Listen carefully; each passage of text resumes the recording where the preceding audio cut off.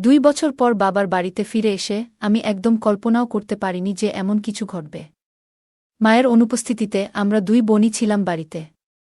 বাবা প্রতিদিন রাতে মদ্যপ অবস্থায় ফিরে আসতেন এবং ছোট বোনকে তার ঘরে নিয়ে যেতেন।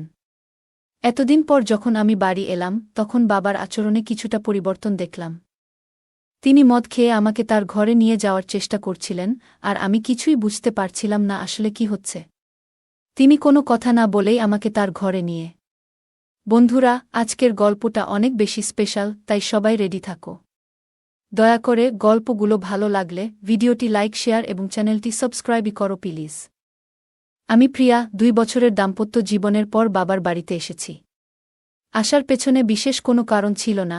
দীর্ঘদিন পর স্বামীও বলল যে বাবার বাড়ির খবর নেওয়া উচিত। তবে এতদিন না আসার মূল কারণ ছিল বাবার মদ্যপানের অভ্যাস।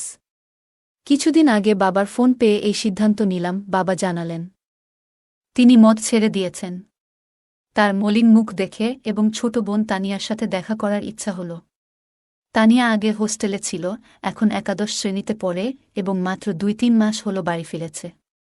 বাড়িতে এসে বাবা আমাকে জড়িয়ে ধরলেন, যেন একটু বেশি স্নেহ দেখাচ্ছিলেন। তানিয়া দেখা করতে এলো, তবে তার মুখে কিছুটা অস্বস্তি ছিল। তানিয়া বাবাকে পানি দিতেও ভয় পাচ্ছিল, যা দেখে আমি বিস্মিত হলাম। জানি না সে কবে থেকে এতটা ভয় পেতে শুরু করেছে, বিশেষ করে বাবা তো এখন মদও ছেড়ে দিয়েছেন। সেদিন দাদু, বাবার বন্ধুর বাবা, আমাদের বাড়িতে এসেছিলেন। তাদের পরিবার আমাদের খুব ঘনিষ্ঠ। বাবার বন্ধু মারা যাওয়ার পর দাদু নিয়মিত আসতেন, বাবাকে মদ ছাড়তেও তিনি উৎসাহ দিয়েছিলেন। সেদিন বাবা দাদুর সাথে বাইরে গিয়েছিলেন। যখন বাবা ফিরে এলেন তখন তার মদ্যপ অবস্থায় দেখে আমি বিস্মিত হলাম। দাদু বললেন, মেয়ে, তোমার বাবার খেয়াল রেখো। তাকে কতবার বলেছি মদ ছেড়ে দিতে, কিন্তু আজ সে মদ্যপানের কারণ হিসেবে বলল যে তার মেয়ে 2 বছর পর বাড়ি এসেছে। আসলেই তোমার বাবা খুব জটিল মানুষ। আমি যখন বাবাকে তার ঘরে পৌঁছে দিতে যাচ্ছিলাম তখন তিনি আমাকে এমনভাবে ধরে রাখলেন যেন আমি তার স্ত্রী।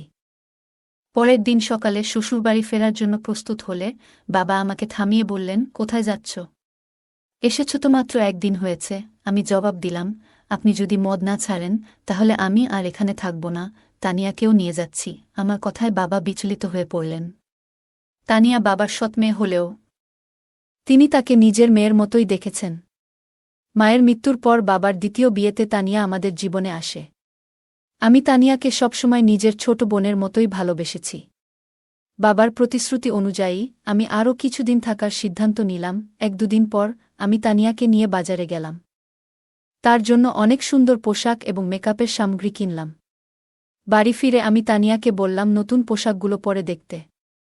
একটি পোশাক তাকে বিশেষ সুন্দর লাগছিল। আমি তাকে সাজতে বললাম, আর নতুন পোশাকে সে অপূর্ব লাগছিল। তার এই রূপের কিছু ছবি মোবাইলে তুলছিলাম। ঠিক তখনই বাবা বাড়ি ফিরে এলেন। বাবা তানিয়াকে দেখে মুগ্ধ হয়ে গেলেন। তিনি কাছে এসে তার কাঁধে হাত রেখে বললেন, আমার তানিয়া এখন অনেক বড় হয়ে গেছে, কত সুন্দর দেখাচ্ছে। তবে বাবার কথায় তানিয়া কোনো প্রতিক্রিয়া ছিল না। মনে হচ্ছিল বাবার হাত তার কাঁধে রাখাটা সে একদমই সহ্য করতে পারছে না, আর সঙ্গে সঙ্গে সেখান থেকে সরে গেল। সেই রাতে আমি আর তানিয়া এক ঘরে শুয়েছিলাম। হঠাৎ ঘুমের মধ্যে দেখি তানিয়া কাঁদছে। প্রথমে ভাবলাম হয়তো কোনো দুঃস্বপ্ন দেখেছে, তাই ঘটনাটা এড়িয়ে গেলাম। কিন্তু কিছুদিন পর আবার দেখলাম একই ঘটনা। তানিয়া রাতে কাঁদছে। প্রতিদিন কি আর কেউ এত দুঃস্বপ্ন দেখে? তখন থেকেই আমার মনে সন্দেহ জাগতে লাগল। সেই রাতেই তাকে জাগিয়ে জিজ্ঞেস করলাম, তানিয়া, কি হয়েছে? তুমি কেন কাঁদছ? সে বলল, কিছু না, হয়তো কোনো খারাপ স্বপ্ন দেখেছি। তার কথা শুনে আমারও ঘুম চলে গেল। কিছুক্ষণ আমি নৈশ বাতির আলো বসেছিলাম। হঠাৎ আমার দৃষ্টি পড়ল তানিয়ার দিকে। সে ঘুমের মধ্যে পাশ ফিরে শুয়েছিল। আমি খেয়াল করলাম তার শরীরের কিছু অস্বাভাবিক পরিবর্তন। আমার মনে হল বিয়ের 2 বছর পেরিয়ে গেলেও আমার শারীরিক অবস্থায় তেমন কোনো পরিবর্তন আসেনি। কিন্তু তানিয়ার ক্ষেত্রে ব্যাপারটা সম্পূর্ণ আলাদা ছিল। তার শারীরিক পরিবর্তনগুলো স্পষ্ট ছিল।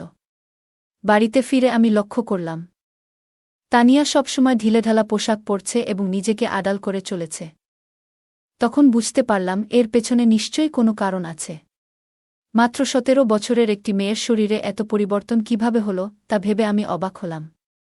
কৌতূহলী হয়ে আমি তার কলেজের কয়েকজন বন্ধুর সাথে কথা বলি এবং জানতে চেষ্টা করলাম তানিয়ার কি কোনো বিশেষ বন্ধু আছে। সবাই এক কথায় জানালো যে তানিয়া মোটেও সে ধরনের মেয়ে নয়। সে কখনোই দায়িত্বহীন ছিল না, তবে সমস্যা কোথায় তা আমার বুঝতে হবে। সেই রাতে যখন আমি ঘুমাচ্ছিলাম, হঠাৎ দেখি বাবা ঘরে এসে তানিয়াকে নিয়ে বাইরে চলে গেলেন। আমি সবকিছু চোখের আড়াল থেকে দেখছিলাম, কিন্তু কিছু বলতে পারলাম না। অনেকটা সময় পার হয়ে গেল, তানিয়া তখনও ঘরে ফিরছিল না। অবশেষে যখন সে ফিরে এলো, আমি খেয়াল করলাম তার হাঁটা স্বাভাবিক নয়, সে বেশ অস্বস্তি নিয়ে চলাফেরা করছে। পরের দিন দুপুরে যখন তানিয়ার কলেজ থেকে বাড়ি ফিরল, তখন আমি সরাসরি তাকে জিজ্ঞাসা করলাম, রাতে তুমি বাবার সাথে কোথায় গিয়েছিলে? সে বলল, বাবা ক্ষুধার্ত ছিলেন তাই তাকে খাওয়াতে গিয়েছিলাম। তানিয়ার এই ব্যাখ্যা আমার ঠিক মনে হল না। তখন আমি সরাসরি তানিয়াকে জিজ্ঞেস করলাম, তানিয়া, তুমি বাবাকে কেমন মনে করো? তিনি কি তোমাকে কোনোভাবে বিরক্ত করেন বা তোমার বয়সের তুলনায় বাসার ভারী কোনো কাজ করতে বলেন? তানিয়া দ্রুত বলল, না না, বাবা তো আমার খুব যত্ন নেন। তারপর সে নিজের ঘরে চলে গেল। আমার বাবা এখনও বেশ তরুণ দেখতে ছিলেন। তার বয়স এখনও ৫০ও পেরোয়নি। আমি দেখেছি তিনি সকালে নিয়মিত ব্যায়াম করেন এবং তানিয়াকেও সঙ্গে ডেকে নেন। কিন্তু তাদের মধ্যে কি চলছে তা আমি বুঝতে পারছিলাম না। একদিন হঠাৎ আমার ননদ ফোন করলেন। তিনি তানিয়ার জন্য একটি সম্পর্কের প্রস্তাব নিয়ে কথা বললেন। আমি তাকে জানালাম যে তানিয়া মাত্র ১৭ বছরের মেয়ে। তখন তিনি বললেন, প্রস্তাবটি খুব ভালো, ছেলে প্রতিষ্ঠিত। নন্দের কথায় আমি ছেলের পরিবারের সাথে যোগাযোগ করলাম এবং তাদের বাড়িতে আমন্ত্রণ জানালাম। যখন তারা তানিয়াকে দেখলেন, ছেলের মা বললেন, আপনার বোনের বয়স কি সত্যিই ১৭? দেখুন, এই মেয়ের শরীর এবং বয়সে বড় পার্থক্য রয়েছে। এমনকি ছেলের মা স্পষ্টই জানিয়ে দিলেন, কিন্তু ছেলের মা স্পষ্টভাবে বিয়ের প্রস্তাবটি ফিরিয়ে দিলেন, কারণ তাদের মনে হয়েছে তানিয়ার শারীরিক গঠন তার বয়সের তুলনায় অনেকটাই বেশি। আসলে আমাদের তেমন তাড়া ছিল না তার বিয়ের বিষয়ে, তবে নন্দের অনুরোধে আমি তাদের বাড়িতে ডেকেছিলাম। আমি এই দেখার ব্যবস্থা এমন এক সময় করেছিলাম যখন বাবা বাড়িতে ছিলেন না, এবং আমি তাকে কিছু জানাইনি। কিন্তু যখন বাবা জানতে পারলেন, তিনি ভীষণ রেগে গেলেন এবং বললেন, তুমি কি পাগল হয়েছ? তানিয়া মাত্র ১৭ বছরের মেয়ে, আর তুমি তার জন্য এখনই প্রস্তাব আনছ? যদি এখানে থাকতে না পারো, তবে নিজের শ্বশুরবাড়িতে চলে যাও। বাবার এই প্রতিক্রিয়ায় আমি হতবাক হয়ে গেলাম, কারণ এটা তো কেবল সাধারণ একটি দেখাশোনা ছিল, বিয়ে ঠিক করিনি। বাবার তানিয়ার প্রতি অতিরিক্ত মনোযোগ আমাকে চিন্তিত করছিল। যদিও আমি সরাসরি কিছু সন্দেহ করিনি, তবে তাদের আচরণ আমাকে ক্রমশ সন্দেহজনক লাগতে শুরু করছিল। তানিয়াকে প্রায়ই বাবার পিছনে ঘুরতে দেখতাম। বাবা আমার সাথে এত রাগ করলেও আমি শ্বশুরবাড়ি যেতে চাচ্ছিলাম না। দাদাজি, যিনি আমাদের বাড়ি থেকে ২টি বাড়ি পড়ে থাকতেন, আমাদের মধ্যে এই সমস্যা লক্ষ্য করেছিলেন। তিনি বাবাকে বোঝানোর চেষ্টা করলেন যে মেয়ের সাথে এমনভাবে কথা বলা উচিত নয়। কিন্তু বাবা কারও কথা শোনার মতো অবস্থায় ছিলেন না এবং রেগে নিজের ঘরে চলে গেলেন। তার পেছনেই তানিয়া এক গ্লাস পানি নিয়ে ঘরে ঢুকে গেল, যেন বাবার প্রতি তার অতিরিক্ত খেয়াল ছিল। দাদাজি আমাকে বললেন, প্রিয়া, যদি তোর বাবার এই আচরণ পছন্দ না হয়, তুই নিশ্চিন্তে শ্বশুরবাড়ি চলে যা।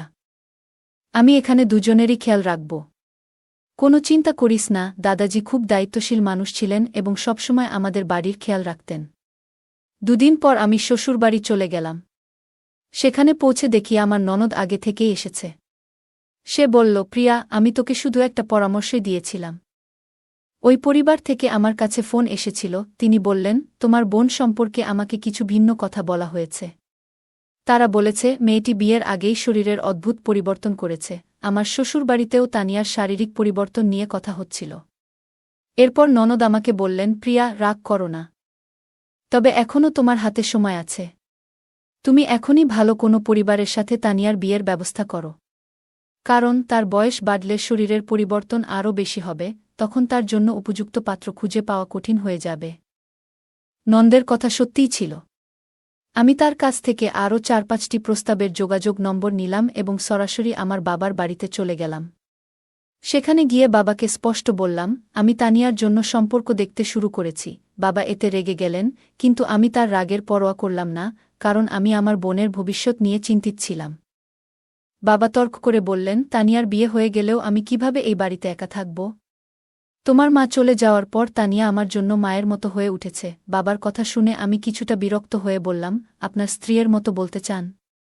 মানে সে খুব যত্নশীল? তিনি সঙ্গে সঙ্গে কথা ঠিক করে বললেন, মানে সে আমার খুব খেয়াল রাখে। তার বিয়ের পর আমার দেখাশোনা কে করবে? আমি বাবাকে বললাম, আপনার পেনশন তো আসে। আপনি একজন সেবিকা রাখতে পারেন, যিনি ২৪ ঘণ্টা আপনার যত্ন নেবেন। আসলে বাবাকে বোঝানোর প্রয়োজন ছিল না, কারণ তানিয়া সবসময় আমার কথা শুনত। আমার দেখা ৪-৫টি সম্পর্কের মধ্যে একটি পরিবার তানিয়াকে পছন্দ করেছিল। সেই পরিবার আমাদের শহরেই ছিল এবং ছেলেটি একটি বড় কোম্পানিতে চাকরি করত। তানিয়ার ১৮ বছর হতে এখনও ৮ মাস বাকি ছিল, তবে আমি কাউকে কিছু না জানিয়ে সেই সম্পর্কটি ঠিক করে দিলাম এবং দ্রুত তার বিয়ে দিয়ে দিলাম। তানিয়ার বিয়ে হয়ে যাওয়ায় আমি আবার নিজের মনে শান্তি পেলাম। হ্যাঁ, কিন্তু আমি যেমনটা ভেবেছিলাম তেমন কিছুই হয়নি। বিয়ের প্রথম রাতের পরেই দ্বিতীয় দিনেই তানিয়া বাড়ি ফিরে এসেছিল। তার স্বামী রাগ করে তাকে বাড়িতে রেখে চলে গিয়েছিল, আর তানিয়াও কাঁদছিল। আমি তাকে জিজ্ঞাসা করলাম, তানিয়া, মাত্র একদিনেই এমন কি ঘটল শ্বশুরবাড়িতে যে তোমার স্বামী এত রেগে গিয়ে তোমাকে এখানে রেখে দিল? তখন সে বলল, আমি ওর সাথে থাকতে পারব না। তানিয়া সঠিকভাবে কিছু বলতে চাইছিল না, তাই আমি তার স্বামী ফোন করলাম এবং জিজ্ঞেস করলাম কেন সে তানিয়াকে তার বাপের বাড়িতে রেখে দিল। তখন তার স্বামী বলল, তোমার তানিয়া প্রথম রাতেই কিছু অশোভন কথা বলেছে। যখন আমি তার কাছে গিয়েছিলাম সে বলল, আমি তোমার সাথে মানিয়ে নিতে পারব না। আমি শুধুমাত্র আমার বাবার সাথে অভ্যস্ত। মাত্র ১৭ বছরের একটি মেয়ে এমন কিছু বলবে, তা শুনে আমার কাছে অদ্ভুত লেগেছে। এছাড়াও আমরা জেনেছি যে তানিয়া গত কয়েক মাস ধরে তার বাবার সাথে একা বাস করছে। কিন্তু ব্যাপারটা এখানেই শেষ নয়, সে তার আসল বাবা নন। তুমি যেটা ভালো মনে করো সেটা করো, কিন্তু আমি তাকে আমার বাড়িতে ফিরিয়ে নিতে পারব না। তানিয়া কেন এমন পাগলামি করল, কিছুই বুঝতে পারছিলাম না। নিজের মেয়েকে বিয়ের দ্বিতীয় দিনেই বাড়িতে ফিরে আসতে দেখে আশ্চর্যজনকভাবে তার বাবা একটুও চিন্তিত ছিল না। বরং তিনি অনেক খুশি ছিলেন। গত কয়েকদিন ধরে তিনি রাতে তানিয়াকে তার ঘরে ডাকতেন এবং বসাতেন। কিছুদিন পর আমার সামনেই তিনি তানিয়ার জন্য কিছু পোশাক কিনেছিলেন, যা তার দেহের মাপে যথেষ্ট ছোট ছিল। তখন তানিয়া সেই পোশাকগুলো পরেনি, কিন্তু রবিবার আমি যখন আমার বান্ধবীর বাড়ি গিয়েছিলাম, সেখান থেকে ফিরে এসে আমি দেখলাম যে তানিয়া সেই ছোট পোশাক পরে বাড়ির মধ্যে ঘুরে বেড়াচ্ছে। আমার চোখ অবাক হয়ে গিয়েছিল, কারণ সে তার বাবার সামনে ছোট পোশাক পরে হাঁটছিল। বাবা যেভাবে তাকে দেখছিলেন সেটা দেখে আমি সাথে সাথেই তানিয়ার হাত ধরে তাকে আমার ঘরে নিয়ে গেলাম এবং বললাম, তানিয়া, এখন তুমি আর ছোট নেই, একবার নিজেকে আয়নায় দেখো। বাবার সামনে এমন ছোট পোশাক পরে ঘুরে বেড়ানো ঠিক নয়। তানিয়া আমার কথাগুলো শান্তভাবে শুনল, কিন্তু কোনো উত্তর দিল না। সেদিন রাতে আমি ঘুমাচ্ছিলাম। তখন হঠাৎ আমার মনে হলো যেন কেউ আমাকে ধাক্কা দিয়েছে। ঘুম ভেঙে দেখি পাশে তানিয়া নেই। আমি তাকিয়ে দেখলাম সে ঘর থেকে বাইরে যাচ্ছিল। আমি তার পেছনে পেছনে গেলাম এবং দেখলাম সে বাবার ঘরের সামনে দাঁড়িয়ে আছে। আমি পেছন থেকে ডাকলাম, তানিয়া, এত রাতে কোথায় যাচ্ছ? কিন্তু সে আমার কথার কোনো উত্তর দিল না। এমনকি আমার দিকে তাকালো না। আমি তার সামনে এসে দাঁড়ালাম এবং তখন বুঝলাম তানিয়া আসলে ঘুমের মধ্যে হাঁটছিল। পরের দিন সকালে আমি তাকে জিজ্ঞেস করলাম, তানিয়া, তোমার কি ঘুমের মধ্যে হাঁটার সমস্যা আছে? সে বলল, আমারও ঠিক জানা নেই, আমি রাতে ঘুমের মধ্যে হাঁটি, কিন্তু কিছুই মনে থাকে না। আমরা যখন কথা বলছিলাম তখন আমার স্বামীর ফোন এলো। তিনি কয়েক দিনের মধ্যে আমাকে নিয়ে যেতে আসবেন বলে জানালেন। তানিয়া এই কথোপকথন শুনে আমাকে যেতে দিতে একদম রাজি ছিল না। ঠিক সেই মুহূর্তে দাদু সেখানে এসে হাজির হলেন। ৬০ বছর বয়স হলেও দাদু এখনও বেশ শক্তিশালী ছিলেন। আমাদের কথাবার্তা অনেকেই শুনছিল। দাদু তানিয়াকে বললেন, তুমি শ্বশুরবাড়িতে থাকতে চাও না, কিন্তু তোমার বড় বোন তোমার মতো নয়। তার অনেক দায়িত্ব আছে। বাপের বাড়ি মেয়েদের জন্য অল্প সময়ের জায়গা। তাকে তার দায়িত্ব পালন করতে হবে, তাকে বাধা দিও না। দাদু তানিয়ার কাঁধে হাত রেখে কথা বলছিলেন, কিন্তু হঠাৎ তানিয়া দাদুর হাত ঝেড়ে ফেলল এবং বলল, আমাকে অযথা উপদেশ দেবেন না, সে আমার বোন, তার সাথে কি কথা বলতে হবে সেটা আমি নিজেই দেখে নেব। আপনি নিজের বিষয়টা দেখুন। তানিয়ার এমন অদ্ভুত আচরণ আমারও ভালো লাগেনি।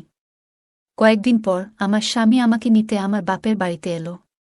তানিয়া তার জামাইয়ের কাছে কিছুদিনের জন্য বাড়িতে থাকার জেদ ধরল। আমার স্বামীও তানিয়ার জেদ দেখে রাজি হয়ে গেলেন। আমার স্বামী আমাকে বলল, প্রিয়া, তুমি গত কয়েকদিন ধরে বাপের বাড়িতে আছো, এই সময়ে তোমার বোনের সাথে অনেক কিছু ঘটেছে। তুমি একবারও তার সাথে এ বিষয়ে কথা বলেছ? আমি বললাম, এ নিয়ে কথা বলার কি আছে? যা হচ্ছে সবই সে নিজের ইচ্ছেতে করছে। আমার কথা শুনে স্বামী শুধু মাথা নাড়ল, কিছু বলল না। সেদিন রাতে আমরা একসাথে ঘুমাতে গেলাম, আর তানিয়া তার বাবার ঘরে ঘুমাচ্ছিল। পরের দিন আমরা সবাই ছোট্ট একটি ট্রিপে যাওয়ার পরিকল্পনা করেছিলাম। সকালে উঠে দেখলাম তানিয়া বাবার ঘর থেকে বের হয়নি।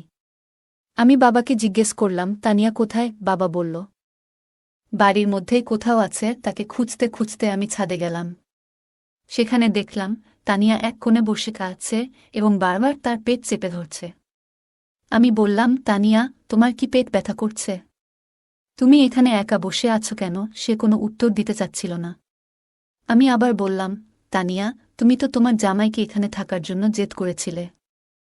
তোমার জামাই পুরো ট্রিপের আয়োজন করেছে। আমরা বাইরে ঘুরতে যাচ্ছি, আর তুমি এখানে কাঁদছ।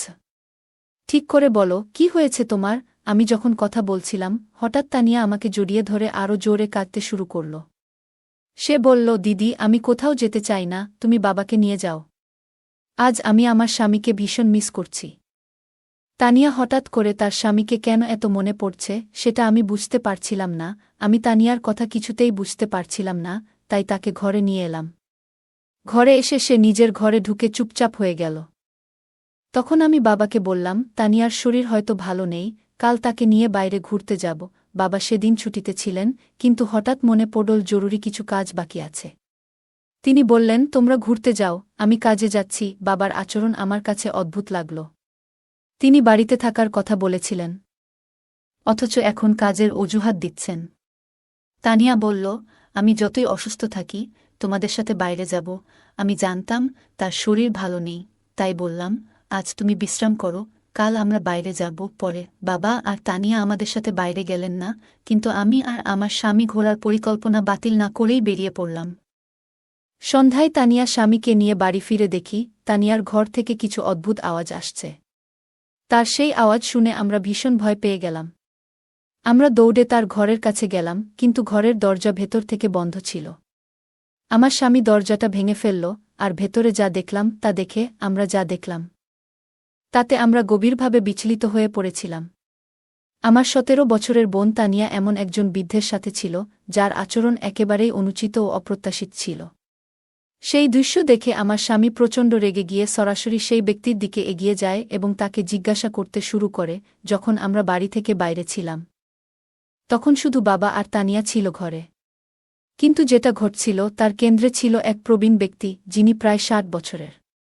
আমি বাবার ঘরে গিয়ে দেখি তিনি সম্পূর্ণভাবে অচেতন অবস্থায় পড়ে আছেন। ঠিক সেই মুহূর্তে তানিয়া আমার কাছে ছুটে এসে জড়িয়ে ধরে। আমি তাকে শান্ত করে জিজ্ঞেস করলাম, তানিয়া, আসলে কি ঘটছে? এই ব্যক্তি কি তোমার সাথে এর আগেও এমন কিছু করেছে? তানিয়া চোখ মুছতে মুছতে বলল, হ্যাঁ দিদি, দাদু অনেকবার আমার প্রতি অন্যায় আচরণ করেছে। এমনকি গতকাল রাতেও তার আচরণ খুবই খারাপ ছিল।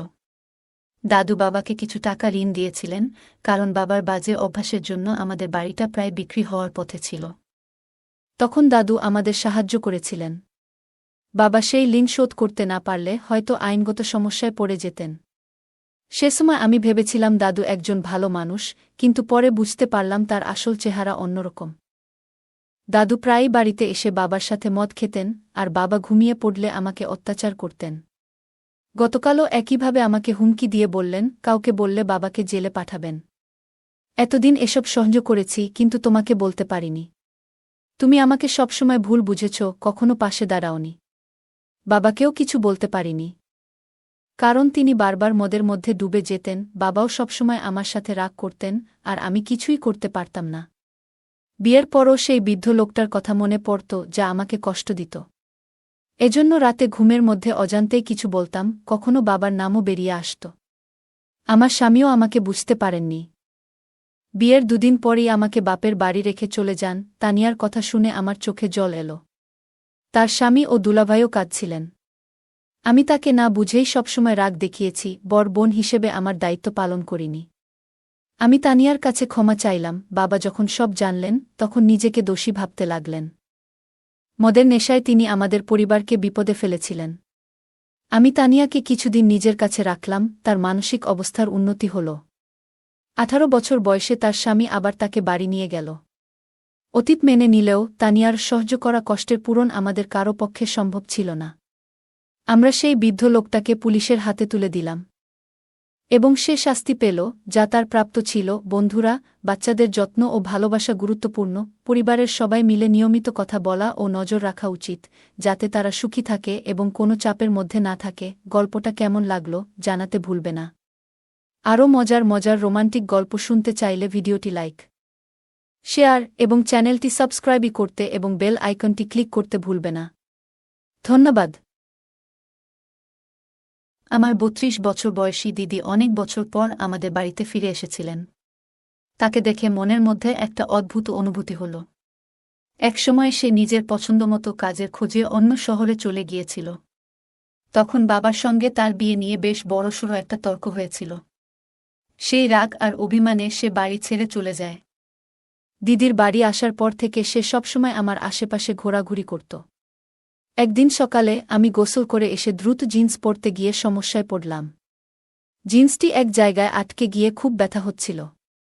ব্যথার কারণে আমি অসাবধানতাবশত মাকে ডাকতে শুরু করলাম, তবে মা তখন বাড়িতে ছিলেন না। আমার চিৎকার শুনে দিদি দৌড়ে আমার ঘরে এসে উপস্থিত হল। তার পরবর্তী আচরণ আমাকে চমকে দিয়েছিল। আমি লজ্জায় মাথা নিচু করে বললাম, দিদি, আমি নিজেই পারব। কিন্তু তিনি শান্তভাবে বললেন, লজ্জা পেলে সমস্যাটা আরও জটিল হতে পারে। আমাকে সাহায্য করতে দাও। আমি কিছু বললাম না, চোখ বন্ধ করে দাঁড়িয়ে রইলাম। তারপর হঠাৎ আমার দিদি ছিলেন অনেক সুন্দর, গায়ের রং ছিল অনেক ফর্সা। তার বয়স ৩২ হলেও তাকে দেখলে মনে হতো এখনও তার বয়স ১৮। কারণ তিনি তার শরীরের অনেক যত্ন করতেন, যা তাকে অনেক আকর্ষণীয় করে তুলত। জানি না কেন তিনি এখনও বিয়ে করেননি। আমার নাম ঈশান। আমি ১০ম শ্রেণীর ছাত্র। আমার জীবন অন্য সাধারণ শিশুদের মতো ছিল না, কারণ বাবা মা দুজনেই কর্মজীবী। বেশিরভাগ সময় বাড়ি ফাঁকা থাকত, বিশেষ করে দুপুরে স্কুল থেকে ফিরে নিজেকে একা পেতাম। প্রায়ই ভাবতাম যদি কেউ থাকত যে আমার অপেক্ষায় থাকত, কিন্তু বাস্তবতা ছিল অন্যরকম। একদিন হঠাৎ আমার দিদি প্রিয়া বাড়ি ফিরে এলো। অনেকদিন ধরে সে অন্য শহরে পড়াশোনা এবং চাকরি করছিল। বাড়ি ফেরার পর থেকে সে আমার সঙ্গে সময় কাটাতে শুরু করল। স্কুল থেকে ফিরে দেখতাম সে আমার অপেক্ষায় বসে আছে। আমরা গল্প করতাম, একসঙ্গে খেতাম, সময় কাটাতাম। একদিন আমি বইপত্র গুছাতে গিয়ে সমস্যায় পড়ি। দিদি হেসে এসে বলল, তুমি এত এলোমেলো কেন? সে গুছিয়ে দিয়ে বলল, এভাবে একটু ঠিকঠাক চললে তো ভালো হয়। ধীরে ধীরে আমাদের দিনগুলো সুন্দর হয়ে উঠল। দিদি আমার জীবনের শূন্যতাগুলো পূরণ করল। তার বয়স ৩২ বছর, এখনও বিয়ে হয়নি। বাবা জানালেন সে কিছুদিন আমাদের সঙ্গে থাকবে। এই খবর যেন আমার জীবনে নতুন আলো নিয়ে এলো। অবশেষে আমার পাশে কেউ থাকবে, আমার গল্প শুনবে এবং যত্ন নেবে। বাড়ির দরজা পার হওয়ার সঙ্গে সঙ্গেই দিদি আমাকে দেখে গলা জড়িয়ে ধরল। সে হাসিমুখে বলল, তুই তো অনেক বড় হয়ে গেছিস ঈশান। তার কণ্ঠে এমন একটা মমতা আর ভালোবাসা ছিল, যেন আমি পৃথিবীর সবচেয়ে সুখী মানুষ। ওই মুহূর্তের অনুভূতি আমি কোনো কথায় প্রকাশ করতে পারব না। বাবা দিদির থাকার জন্য আমার ঘরে ব্যবস্থা করলেন। প্রথমে একটু অস্বস্তি লাগলেও, কারণ আমি কখনো আমার ঘর কারো সঙ্গে ভাগ করিনি। দিদির সঙ্গে ঘর শেয়ার করা আমার জন্য এক অন্যরকম অভিজ্ঞতা হল। আমি খুশি মনে রাজি হয়ে গেলাম। দিদি আসার পর থেকেই আমার জীবনে অনেক পরিবর্তন এলো। দুপুরে স্কুল থেকে বাড়ি ফিরে আমি দেখতে পেতাম দিদি দরজার সামনে আমার জন্য অপেক্ষা করছে। আমি ঘরে ঢুকতেই সে আমার স্কুল ব্যাগটা নিয়ে বলতো, আগে হাত ধুয়ে নে, তারপর খেতে বসবি। তার এই যত্ন আর ভালোবাসা আমার দিনগুলোকে আরও সুন্দর করে তুলেছিল। আমাদের সময়টা কাটত গল্প, হাসিঠাট্টা আর স্মৃতিচারণে। দিদি আমার পড়াশোনা এবং অন্যান্য বিষয়ে আমাকে সাহায্য করত। সে শুধু আমার দিদি নয়, আমার সবচেয়ে ভালো বন্ধুতে পরিণত হয়েছিল। দিদি শুধু আমার খাওয়া দাওয়া দেখাশোনা করত না, আমার পড়াশোনাতেও সাহায্য করত। এমনকি আমার হোমওয়ার্ক করতেও পাশে থাকত।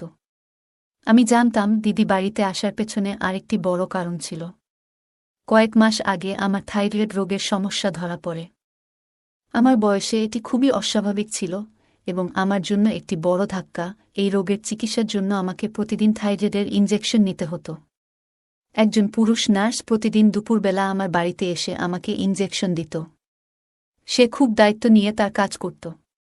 যদিও ইনজেকশন নেওয়া আমার জন্য সহজ ছিল না, কিন্তু এটি ছাড়া আমার অন্য কোনো উপায় ছিল না। দিদি বাড়িতে আসার পর থেকেই আমার জীবন অনেক বদলে যায়। সে আমার স্কুল যাওয়া থেকে শুরু করে পড়াশোনার পুরো দায়িত্ব নিজের কাঁধে তুলে নেয়। সকালবেলা সে আমাকে সময়মতো ঘুম থেকে তুলে স্কুলের জন্য তৈরি করত। দুপুরে স্কুল থেকে বাড়ি ফেরার সময় দিদি দরজায় অপেক্ষা করত। ব্যাগটা আমার কাছ থেকে নিয়ে মিষ্টি করে জিজ্ঞেস করত, আজ স্কুল কেমন গেল।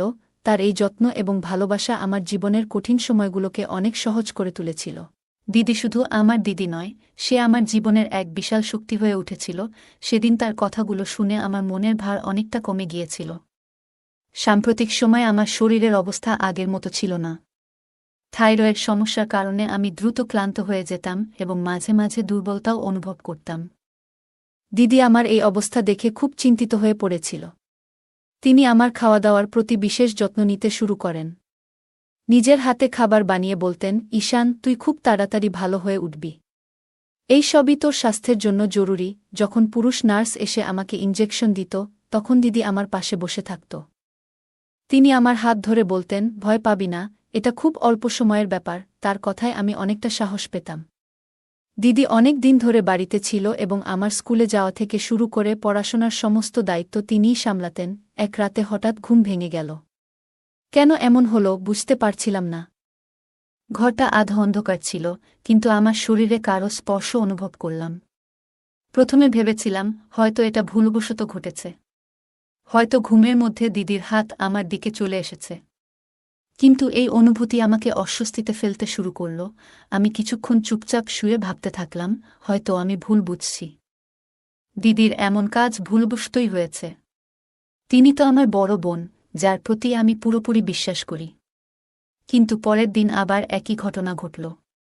এবার আমি সম্পূর্ণ জেগেছিলাম। দিদির আচরণ আমার কাছে অদ্ভুত লাগতে শুরু করল। তার এই স্পর্শ আর ভুল মনে হচ্ছিল না। আমার ভেতরে অস্বস্তি আরও বাড়তে লাগল। আমি তাকে এমন রূপে আগে কখনো দেখিনি। তিনি তো সেই মানুষ, যিনি আমার যত্ন নেন, পড়াশোনায় সাহায্য করেন এবং মায়ের মতো করে আমার পাশে থাকেন। সেই রাতে আমি কিছুই বলিনি, শুধু চুপচাপ শুয়েছিলাম। কিন্তু মনের ভেতর নানা চিন্তা ঘুরছিল। এমনটা কেন ঘটছে তা বুঝে উঠতে পারছিলাম না। 2 রাত ধরে ঘটে যাওয়া ঘটনাগুলো আমাকে ভীষণ অস্বস্তিতে ফেলেছিল। অবশেষে আমি ঠিক করলাম, আর চুপ করে থাকা যাবে না। এটা আমার জন্য খুব বড় বিষয় ছিল। আমি দিদির সঙ্গে কথা বলার সাহস সঞ্চয় করতে শুরু করলাম। তবে আমার মনের ভেতরে একটা ভয় কাজ করছিল, যদি আমার কথা বলার ফলে বাড়ির পরিবেশ খারাপ হয়ে যায়। কিন্তু আমি জানতাম এমন কিছু হলে তা ঠিক নয়। তাই এই বিষয়ে কথা বলা খুবই জরুরি। পরের দিন দুপুরে যখন স্কুল থেকে বাড়ি ফিরলাম, তখন রাতের ঘটনাগুলো আমার মাথায় ঘুরছিল। আমি খুব অস্থির ছিলাম। খাবার খেতে বসে আর নিজেকে আটকাতে পারলাম না। অবশেষে দিদির সঙ্গে কথা বলার সিদ্ধান্ত নিলাম। আমি সরাসরি বললাম, দিদি, গত 2 দিন ধরে রাতে ঘুমানোর সময় তুমি কেন আমার গায়ে হাত রাখছ? তোমার কি কোনো দুঃস্বপ্ন হচ্ছে? আমার প্রশ্ন শুনে দিদির মুখের ভাব মুহূর্তে বদলে গেল। তার চোখে মুখে একটা অদ্ভুত অস্থিরতা দেখা দিল, যা আমি স্পষ্টই বুঝতে পারছিলাম। মনে হচ্ছিল তিনি এই প্রশ্নের জন্য একদম প্রস্তুত ছিলেন না। কিছুক্ষণ পুরো ঘর নিস্তব্ধ হয়ে রইল। এরপর দিদি হালকা কাপা গলায় উত্তর দিলেন, হয়তো আমি কোনো স্বপ্ন দেখেছিলাম। স্বপ্নের মধ্যেই হয়তো ভুলবশত আমার হাত তোর গায়ে চলে গেছে। তার কণ্ঠে এক ধরনের দ্বিধা ছিল। তবে তার উত্তর শুনে আমি কিছুটা শান্ত হলাম। মনে হলো হয়তো আমি বাড়াবাড়ি করে কিছু ভেবেছি। দিদি তো আমার বড় বোন, যিনি আমার দেখাশোনার জন্য এখানে এসেছেন। আমি তার কথাগুলো বিশ্বাস করে নিলাম। ভাবলাম হয়তো এটা সত্যিই স্বপ্নের কারণে ঘটেছে। কিন্তু তার পরিবর্তিত মুখের অভিব্যক্তি এবং দ্বিধাগ্রস্ত উত্তর আমার মনে একটা প্রশ্ন রেখে গেল। আমি এই বিশ্বাসটি এড়িয়ে যাওয়ার চেষ্টা করলেও আমার ভেতরে একটা অজানা ভয় এবং সন্দেহ ঠিকই রয়ে গেল। সেদিনের পর থেকে আমি দিদির আচরণের প্রতি বেশি নজর দিতে শুরু করলাম। তার কিছু কিছু আচরণ আমার কাছে অদ্ভুত মনে হতে থাকল। সেদিন রাতে অস্বস্তি আমার মনকে গ্রাস করেছিল। রাতে ঘুমানোর কিছু সময় পরেই আমার ঘুম ভেঙে যায়। ঘুমানোর আগে আমি একটু পানি খেয়েছিলাম, হয়তো সেই কারণেই আমার মধ্যরাতে ঘুম ভেঙেছিল। আমি উঠে দেখি দিদি আমার পাশে নেই। প্রথমে ভাবলাম হয়তো বাথরুমে গিয়েছে, কিন্তু ঘরের বাথরুমেও তাকে পেলাম না। তখন ঠিক করলাম ঘর থেকে বেরিয়ে একটু খুঁজে দেখি। ঘরের বাইরে গিয়ে চারদিকে তাকিয়ে দেখি দিদি মায়ের ঘরের দরজার বাইরে দাঁড়িয়ে আছেন। তিনি দরজার ফাঁক দিয়ে ভেতরে কি যেন দেখছিলেন। এটা কেন করছিলেন তা বুঝতে পারছিলাম না। আমি ভেবেছিলাম দিদির কাছে গিয়ে জিজ্ঞেস করব, কিন্তু তার আগেই তিনি আমার ঘরের দিকে ফিরে আসেন। যদি তিনি আমাকে দেখে ফেলতেন তাহলে হয়তো ভাবতেন আমি তাকে অনুসরণ করছি।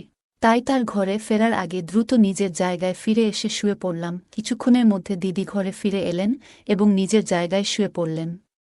কিন্তু তার সেই অদ্ভুত আচরণ আবার শুরু হল। তিনি আমার শরীর ছুঁতে লাগলেন। আমি বুঝতে পারছিলাম না দিদি কেন এমন অদ্ভুত আচরণ করছেন। তবে এটা নিশ্চিত বুঝতে পারলাম যে মায়ের ঘরে কি দেখার পরই তিনি এমন করেন। এখন আমার কৌতূহল আরও বেড়ে গিয়েছিল। পরের দিন দুপুরে বাড়িতে আমরা দুজনই ছিলাম। দিদি আমাকে পড়াশোনা শেখাচ্ছিলেন। তখন সুযোগ নিয়ে আমি সহজভাবে জিজ্ঞেস করলাম, দিদি, তুমি এত সুন্দর, তবুও তোমার বিয়ে হয়নি কেন? দিদি মুচকি হেসে বললেন, আগে মনে হতো বিয়ে মানে অনেক দায়িত্ব এবং ঝামেলা, তাই এর থেকে দূরে থাকতাম। কিন্তু এখন মনে হচ্ছে বিয়ে করাটা দরকারি। তবে আমার বয়স যেহেতু একটু বেড়ে গেছে, তাই মনের মতো সঙ্গী পাওয়া কঠিন। তার এই কথার পর আমি আর কোনো প্রশ্ন করিনি। চুপচাপ পড়ায় মন দিলাম।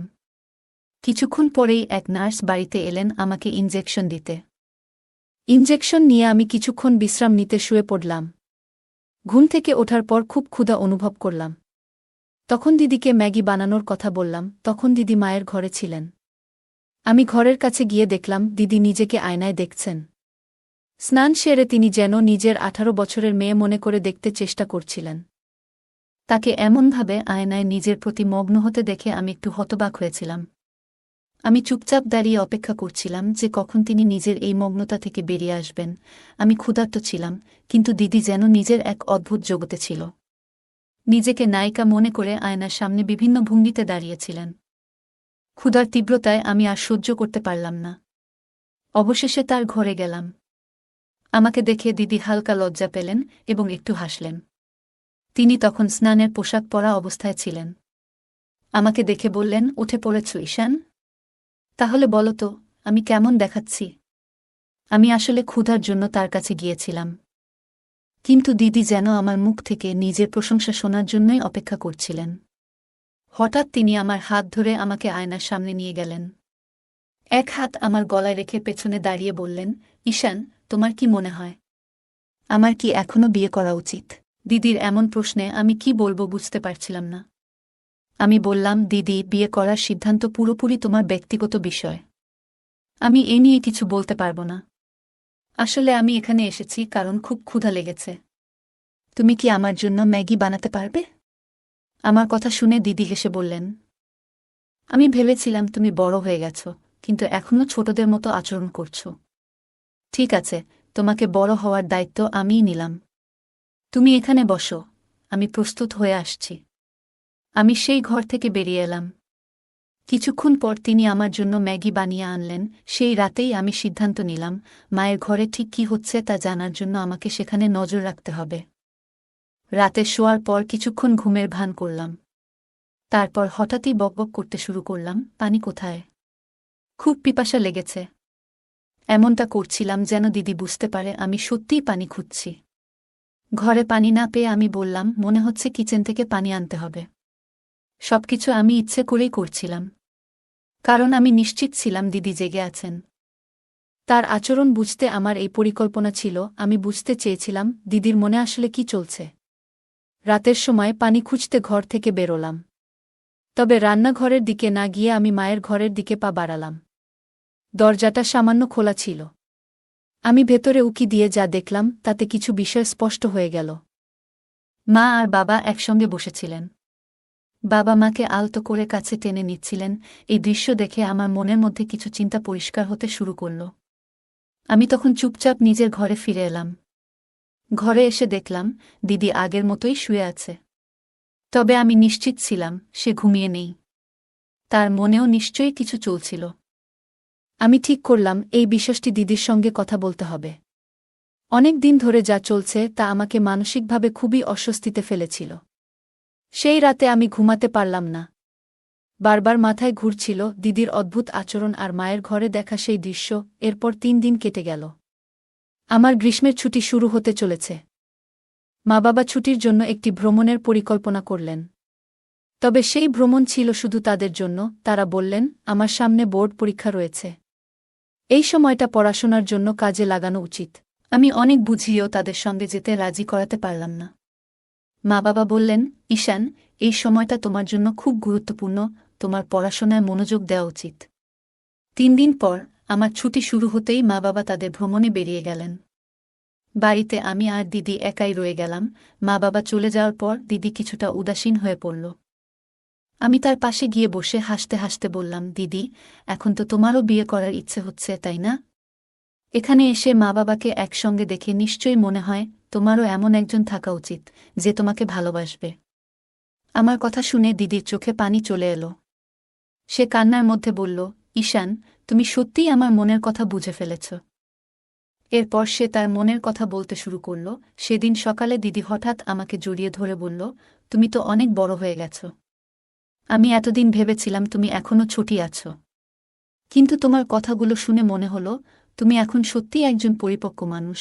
তারপর দিদি বলল, তোমার কি সত্যিই মনে হয় এই বয়সে আমাকে কেউ পছন্দ করতে পারে? দিদির এই প্রশ্নের কোনো উত্তর আমার কাছে ছিল না। তবে সেই দিনের পর থেকে দিদির আচরণে এক আশ্চর্য পরিবর্তন দেখা দিল। দিদি মায়ের কিছু স্টাইলিশ পোশাক পরতে শুরু করলেন। দিদিকে ওই রকম পোশাকে দেখলে আমারও চোখ আটকে যেত। বিশেষ করে যখন তিনি মেকআপ করে সেজেগুজে আসতেন, তখন তিনি আমার কাছ থেকে প্রশংসা শোনার জন্য অপেক্ষা করতেন। শুধু তাই নয়, মাঝে মাঝে আমার সঙ্গে ছবি তুলতে চাইতেন এবং ইচ্ছাকৃতভাবে আমার কাছাকাছি থাকতেন। তার আচরণ আমার মনে কিছুটা অস্বস্তি তৈরি করেছিল। তবে আমি কিছু বলিনি। একদিন সকালে আমি গোসল করে এসে দ্রুত জিন্স পরতে গিয়ে সমস্যায় পড়লাম। জিন্সটি এক জায়গায় আটকে গিয়ে খুব ব্যথা হচ্ছিল। ব্যথার কারণে আমি অসাবধানতাবশত মাকে ডাকতে শুরু করলাম। তবে মা তখন বাড়িতে ছিলেন না। আমার চিৎকার শুনে দিদি দৌড়ে আমার ঘরে এসে উপস্থিত হল। তার পরবর্তী আচরণ আমাকে চমকে দিয়েছিল। তিনি আমাকে জিজ্ঞাসা করলেন, কি হয়েছে ঈশান? আমি সবকিছু খুলে বললাম। তিনি হেসে বললেন, তোমার মাও বাড়িতে নেই, তাই তোমার সমস্যা মেটাতে এখন আমাকেই এগিয়ে আসতে হবে। আমি লজ্জায় মাথা নিচু করে বললাম, দিদি, আমি নিজেই পারব। কিন্তু তিনি শান্তভাবে বললেন, লজ্জা পেলে সমস্যাটা আরও জটিল হতে পারে।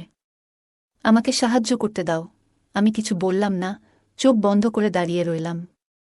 কয়েক মিনিটের মধ্যেই তিনি সমস্যার সমাধান করে দিলেন, আর আমি স্বস্তি পেলাম। তবে ওই ঘটনার পর দিদির আচরণে এক ধরনের পরিবর্তন দেখা গেল। তিনি বললেন, ঈশান, আমি সবসময় তোমাকে ছোট মনে করতাম, কিন্তু এখন বুঝতে পারছি তুমি অনেক বড় হয়ে গেছ। তার কথায় আমি একটু অপ্রস্তুত হয়ে গেলাম। সেদিন সন্ধ্যায় দিদি বললেন, মা বাড়ি না ফেরা পর্যন্ত আমি তোমার দায়িত্ব নিচ্ছি। আমি লজ্জায় না বলতে চেয়েছিলাম, কিন্তু তিনি জোর দিয়ে বললেন, তোমার ভুল যাতে আর না হয় সেটা দেখা আমার দায়িত্ব। পরের দিন দুপুরে যখন আমি ঘুমাচ্ছিলাম না, টিভি চালিয়ে বসেছিলাম। হঠাৎ টিভির আওয়াজ শুনে দিদি মায়ের ঘর থেকে বেরিয়ে এলেন। তার অভিব্যক্তি দেখে মনে হল তিনি আমার প্রতি আরও খেয়াল রাখার সিদ্ধান্ত নিয়েছেন। তিনি সেদিন মায়ের একটি স্টাইলিশ পোশাক পরেছিলেন এবং তার চলাফেরায় কিছুটা ভিন্নতা লক্ষ্য করলাম। একদিন দিদি বললেন, ঈশান, আজ তোমার জন্য আমি বিশেষ করে পানিপুরি বানিয়েছি। আমি হেসে বললাম, ঠিক আছে, আনো। দিদি কিচেনে যাওয়ার আগে টিভি বন্ধ করে দিলেন। তবে আশ্চর্যজনকভাবে তিনি আমাকে হলের পরিবর্তে আমার ঘরে নিয়ে গেলেন। সেখানে আমাকে বিছানায় বসিয়ে নিজের হাতে পানিপুরি খাওয়াতে শুরু করলেন। পানিপুরি খাওয়ানোর সময় দিদি বারবার আমার চুলে হাত বুলিয়ে বলছিলেন, তুমি অনেক বুদ্ধিমান হয়ে গেছ, এখন তো অনেক বড় হয়ে গেছ। তার পারফিউমের গন্ধ পুরো ঘরে ছড়িয়ে পড়েছিল। কিছুক্ষণ পর আমার চোখ ভারী হয়ে এলো এবং আমি ঘুমিয়ে পড়লাম। যখন ঘুম ভাঙল, তখন মাথাটা ভারী লাগছিল।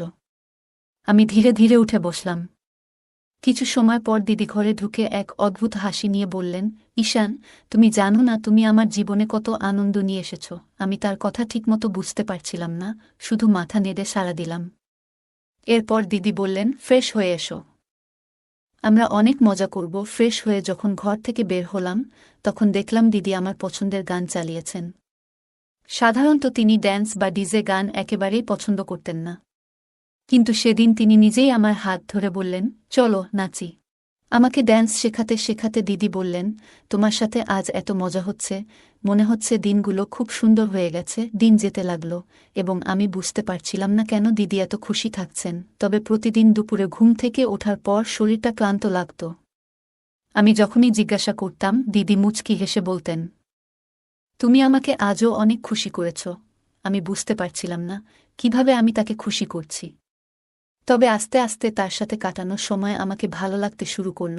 শুরুতে কিছুটা অস্বস্তি থাকলেও ধীরে ধীরে আমি দিদির আচরণে অভ্যস্ত হয়ে পড়লাম। আমাদের সম্পর্কের মধ্যে এক ধরনের নতুনত্ব আসতে লাগল। কিন্তু এই পরিবর্তন কোথায় গিয়ে দাঁড়াবে তা তখনও আমি বুঝতে পারিনি। আমার জীবনে এমন একটি ঘটনা ঘটেছিল যা আমাকে এবং আমার পরিবারকে পুরোপুরি হতবাক করে দিয়েছিল। হঠাৎ করেই আমার শরীরে কিছু পরিবর্তন অনুভব করতে শুরু করলাম। মাথা ঘোরা, দুর্বলতা, এসব অনুভূতি ক্রমশ বাড়তে লাগল। বাড়ির লোকজন আমাকে তৎক্ষণাৎ হাসপাতালে নিয়ে গেল। যখন আমার চোখ খুলল তখন বুঝতে পারলাম আমি প্রায় 1 মাস ধরে আইসিইউতে ছিলাম। এই 1 মাস ছিল আমার জীবনের সবচেয়ে অজানা এবং জটিল সময়।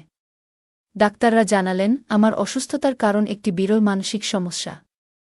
তারা আরও বললেন আমি বাস্তবতা থেকে নিজেকে দূরে সরিয়ে আমার কল্পনার একটি পৃথক জগৎ তৈরি করেছিলাম। ডাক্তাররা আমার বাবা মায়ের সঙ্গে কথা বলে তাদের জানালেন, আপনারা নিজেদের কাজে এতটাই ব্যস্ত ছিলেন যে ছেলের মানসিক এবং আবেগগত অবস্থার দিকে সঠিক সময়ে নজর দিতে পারেননি। এটি তার অসুস্থতার প্রধান কারণ। তারা আরও জানালেন ছেলে একটি বিভ্রান্তিকর ধারণার মধ্যে আটকে গিয়েছিল। তার মনে হয়েছে ভালোবাসা কেবলমাত্র নির্দিষ্ট সম্পর্কের মধ্যেই সীমাবদ্ধ। তার বয়স এবং আবেগের পরিবর্তনের সময়ে সে সঠিক দিক নির্দেশনা পায়নি। এই কথাগুলো শোনার পর আমার মা বাবা খুবই অনুশোচনা করলেন। তারা বুঝতে পারলেন যে আমার মানসিক স্বাস্থ্যের প্রতি তাদের আরও মনোযোগী হওয়া উচিত ছিল। পরবর্তীতে আমি আমার কল্পনার দুনিয়া থেকে বেরিয়ে বাস্তব জীবনে ফিরে আসার জন্য ধীরে ধীরে চেষ্টা করতে শুরু করলাম। আমার পরিবার আমাকে সঠিকভাবে সমর্থন করল এবং একসময় আমি আবার স্বাভাবিক জীবনে ফিরে আসতে সক্ষম হলাম। সে আমাকে খুবই প্রভাবিত করেছিল। যখন আমি তাকে এবং তার ভালোবাসার মানুষকে একসাথে দেখতাম তখন মনে হতো যেন আমি তাদের জীবনযাত্রার অংশ হয়ে গিয়েছি। এসব দেখে আমার মনের সম্পর্কে এবং ভালোবাসা নিয়ে ভুল ধারণা তৈরি হতে শুরু করেছিল। এরপর আমি আমার মোবাইল ফোনে অপ্রয়োজনীয় এবং ভুল বিষয় দেখতে শুরু করলাম, যা ধীরে ধীরে আমাকে ভুল পথে নিয়ে যাচ্ছিল। এর প্রভাব আমার শরীর এবং মানসিক অবস্থার ওপর পড়তে শুরু করল। দিন দিন আমি আরও বেশি দুর্বল হতে লাগলাম। মাথা ঘোরা, ক্লান্তি, এসব অনুভূতি আমাকে ক্রমশ কাবু করে ফেলছিল। একসময় আমার অবস্থার গুরুতর অবনতি হলে বাড়ির লোকেরা আমাকে হাসপাতালে ভর্তি করিয়ে দিল। ডাক্তাররা পরীক্ষা নিরীক্ষা করে জানালেন আমার শারীরিক এবং মানসিক অবস্থার এই অবনতির জন্য আমার পরিবারও কিছুটা দায়ী। তারা সময়মতো আমার মানসিক অবস্থার প্রতি মনোযোগ দেয়নি। ডাক্তারদের কথাগুলো শুনে আমার মা বাবা খুবই ভেঙে পড়লেন। তারা বুঝতে পারলেন আমি কতটা সমস্যায় ছিলাম। সেই সময় আমার বড় বোনও সেখানে উপস্থিত ছিল। ডাক্তারের কথাগুলো শোনার সময় তার চোখে একটি ভিন্ন ধরনের অনুভূতির ছাপ ছিল। পরবর্তীতে যখন আমি আইসিইউ থেকে বাইরে এলাম তখন আমার দিদির গলায় একটি নতুন হাড় দেখতে পেলাম। তখনই আমি বুঝতে পারলাম আমার অসুস্থতার সময় মায়বাবার উদ্যোগে দিদির বিয়ে সম্পন্ন হয়েছে। এটি আমার জন্য একদম অপ্রত্যাশিত ছিল। এটি জানার পর আমার মনের মধ্যে মিশ্র অনুভূতি তৈরি হল। আমি বুঝতে পারছিলাম না আমার মনের এই অনুভূতিগুলো ঠিক কিনা। এটি ছিল এমন একটি মুহূর্ত যেখানে আমি বাস্তবতা এবং নিজের আবেগের মধ্যে পার্থক্য করতে শিখছিলাম। আমার অনুভূতি এবং চিন্তাগুলো বোঝার প্রয়োজন ছিল। আমার অবস্থার দিকে তাকিয়ে দিদি আমার কাছে ক্ষমা চেয়েছিল।